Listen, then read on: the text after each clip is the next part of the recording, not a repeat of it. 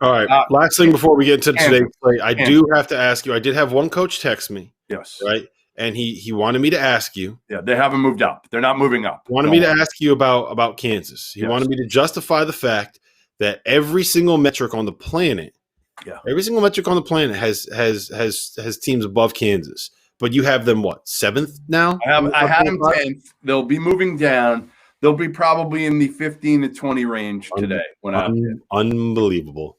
So let's play another game. You said that Illinois. You think that Kansas would beat Illinois if they played if they played on a neutral court. So I'm going to bring up another team. I think this is going to be my daily game, is to find out like who does Jeff Goodman think is Kansas is better than. So let's say Kansas and Texas Tech right now playing on a neutral court. Yeah. Who do you think would be favored, and who do you think is going to actually no. Scratch that. Kansas beat Texas Tech in Lubbock earlier this year, right? You're a Chris Beard. You're a Chris Beard. You know that? You're obviously going to wait. Do you know that Kansas beat Texas Tech in Lubbock already? Do I care? Do you know that? Do I care? Yes. Well, you should. Do I care? So how about this? Kansas. Oh, I'm going to put you on the spot with this one. All right, what do you got? Kansas Arizona State. Kansas or Creighton on a neutral court? Creighton.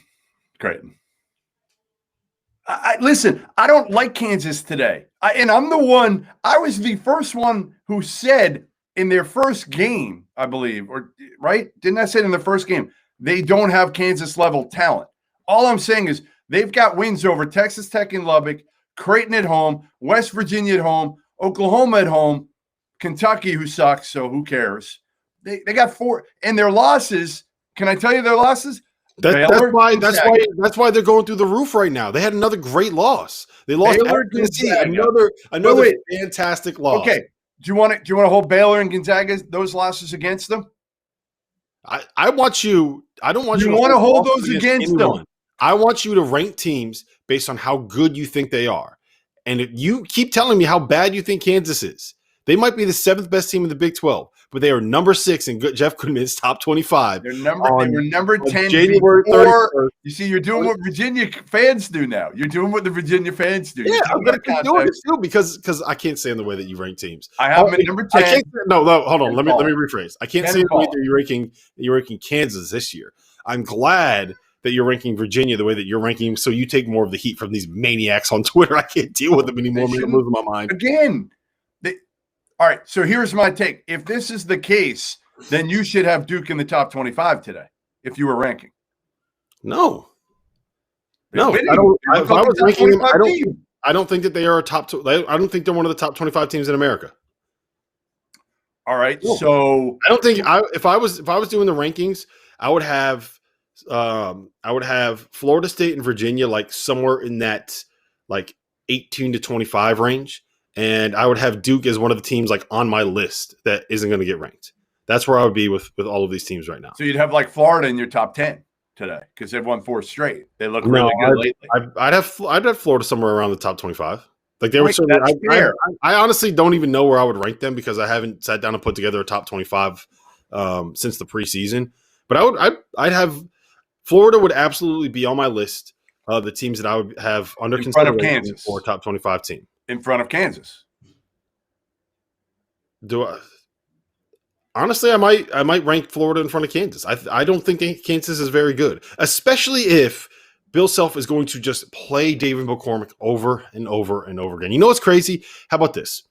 In the lineups where Bill Self does not have either David McCormack or Mitch Lightfoot on the floor, they are 15 points per 100 possessions better than their opponents. I'm sure.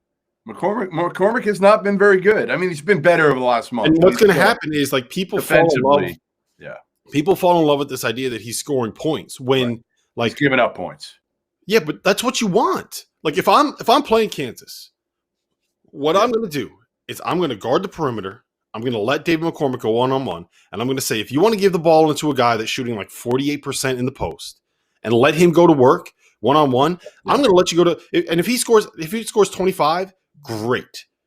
I'm going to get that many back on the other end of the floor, and you're not going to get any threes. We're going to make some threes. We're going to get some fouls. We're going to take advantage of him. So every time he scores 20, to me, that is a win for the other team because that is exactly what they want. If I'm coaching against Kansas, I want David McCormack taking every single shot. It's the same thing as like a couple years ago. Part of the reason when I was like, okay, last year, I was like, Luka Garza is not the national player of the year. He would have like these 50-point games where the opponent's strategy was just, we're going to let Luka Garza get the ball in the post every single time. You want to go one-on-one and score? Go ahead. We're going to get it back on the other end of the floor, and we're not going to let you shoot threes. What they wanted was Luka Garza taking those post touches, because post touches with your back to the basket are literally the most inefficient thing in the sport of basketball.